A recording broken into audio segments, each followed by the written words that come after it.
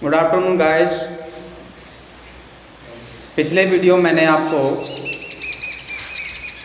प्रकाश का परावर्तन और प्रकाश के परावर्तन के नियमों के बारे में बताया था।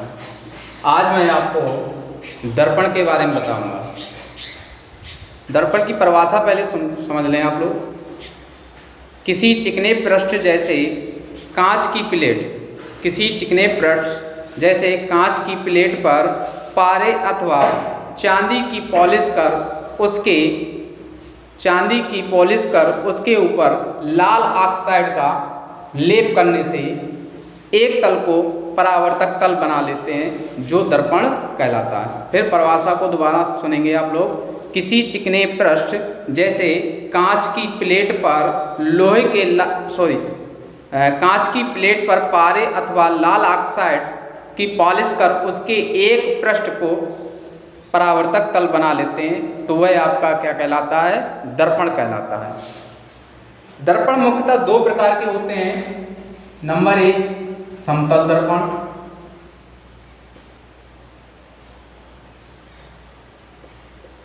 और नंबर 2 गोलीय दर्पण।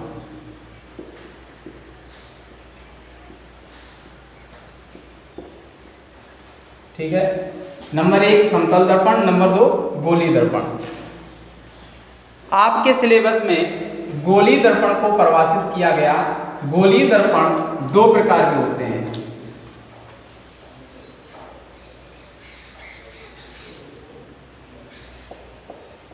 गोलीय दर्पण दो प्रकार के होते हैं। नंबर 1 अवतल दर्पण,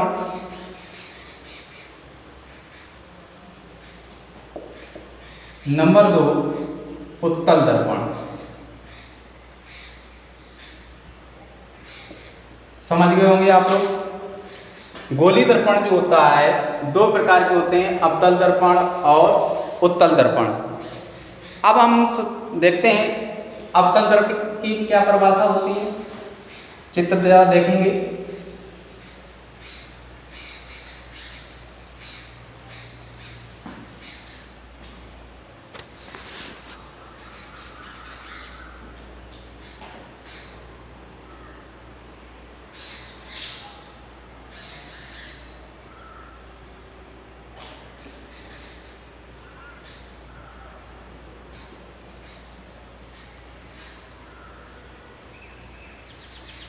समझने का प्रयास करें।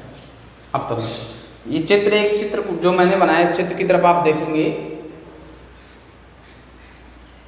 ऐसा गोलीय दर्पण जिसके उभरे हुए तल पर पॉलिश हो और दबे हुआ तल आपका परावर्तक तल होता है, वह गोलीय अवतल दर्पण कहलाता है। फिर ध्यान से सुनेंगे। ऐसा गोलीय दर्पण जिसका उभरे हुए तल पर लाल ऑक्साइड की पॉलिश हो और दबा हुआ तल जो हो आपका कैसा हो? परावर्तक तल होता है, तो वो आपका गोलीय अवतल दर्पण कहलाता है। दूसरे चित्र की तरफ जरा ध्यान देंगे आप लोग।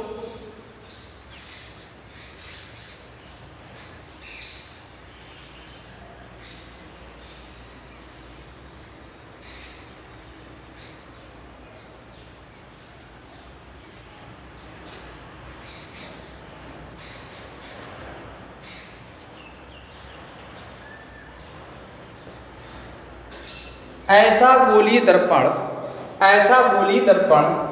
जिसके दबे हुए तल पर लाल ऑक्साइड की पॉलिश हो और उभरे हुए तल पर परावर्तक तल हो।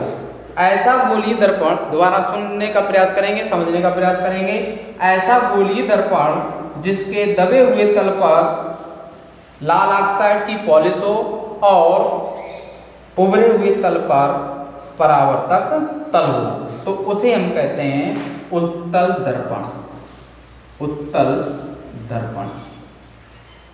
ध्यान दें आप, ठीक। और इसे हम बोलेंगे अवतल दर्पण। दर्पण समझ गए होंगे आप अच्छी तरीके से। दर्पण जो होता है एक कांच होती है जिसके एक तल पर पारे और लाल ऑक्साइड की पॉलिश कर दी जाती है और दूसरे तल को हम परावर्तक तल बना देते हैं। दर्पण मुख्यतः दो प्रकार के होते हैं, समतल दर्पण और गोली दर्पण। गोली दर्पण को आपके पाठ में दिया गया है। तो गोली दर्पण जो होता है दो प्रकार का होता है, अवतल दर्पण और उत्तल दर्पण। अवतल दर्पण में गोली पृष्ठ के उभरे हुए तल पर पॉलिश होती है, दबे हुए तल पर परावर्तक तल होता है, अवतल दर्पण कहलाता है। और उत्तल दर्पण में दबे हुए तल पर पॉलिश होती है और उभरे तल पर आपका परावर्तक तल होता है, तो वो आपका उत्तल दर्पण कहलाता है।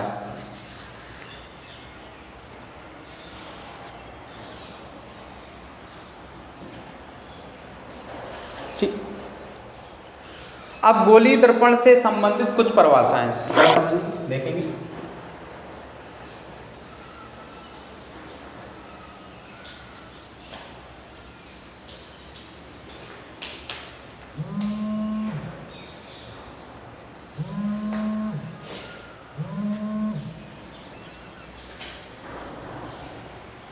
गोलीय दर्पण से संबंधित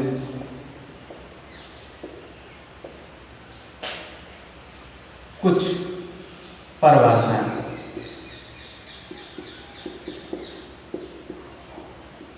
ध्यान दें जरा, मैं आपका एक चित्र बना रहा हूं देखने का।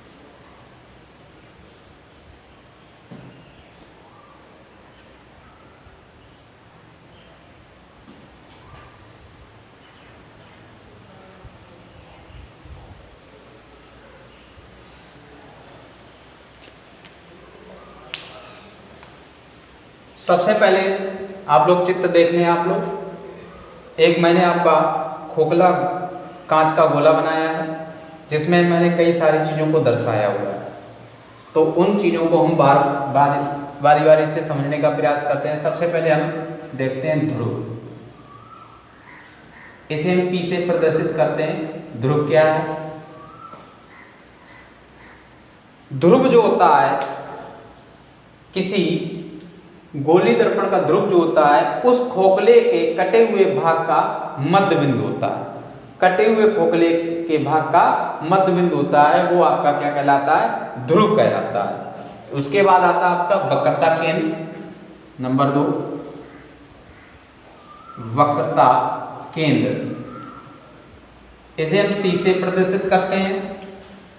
वक्रता केंद्र क्या होता है?